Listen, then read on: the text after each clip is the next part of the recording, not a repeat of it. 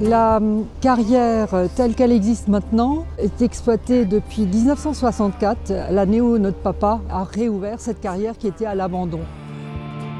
Nous exploitons cette carrière pour en extraire des blocs bruts que nous retravaillons de telle manière à pouvoir fournir à nos clients des pierres sciées ou taillées, prêtes à être posées.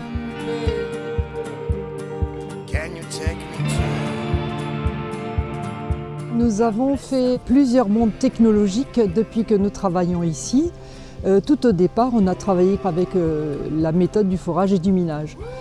Or, pour des questions de configuration de carrière, nous avons vite compris qu'il fallait trouver un autre système d'extraction parce que la perte due aux explosifs était quand même trop importante, d'autant plus qu'on a sur la hauteur du front de taille 50 mètres de roche de découverte, roche qui n'est pas suffisamment de qualité pour faire de la pierre de taille. À la fin des années 70, papa a inventé la découpe au jet d'eau haute pression, système avec lequel on a travaillé pendant 30 ans. Et depuis 3 ans maintenant, nous travaillons en galerie souterraine et nous coupons les blocs à l'aide de 2 haveuses. Ce sont des espèces de grandes tronçonneuses à chaîne, de telle manière à avoir une extraction parfaitement ménagée. Et ça nous permet également de préserver l'environnement.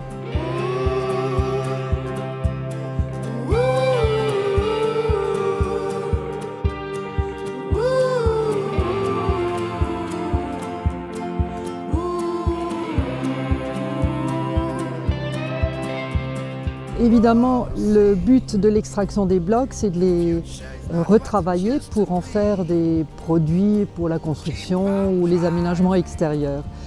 Nous réalisons nous-mêmes le sciage et la taille, mais parmi notre clientèle, nous avons des tailleurs de pierre qui s'approvisionnent chez nous en produits semi-finis, on va dire, soit sous forme de blocs ou sous forme de tranches ou sous forme de pièces sciées 6 faces.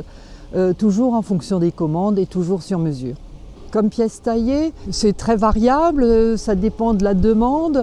C'est souvent des pièces moulurées pour des encadrements de fenêtres ou de portes par exemple, des pièces travaillées. Nous travaillons aussi avec des artistes locaux pour lesquels on fait un travail préalable.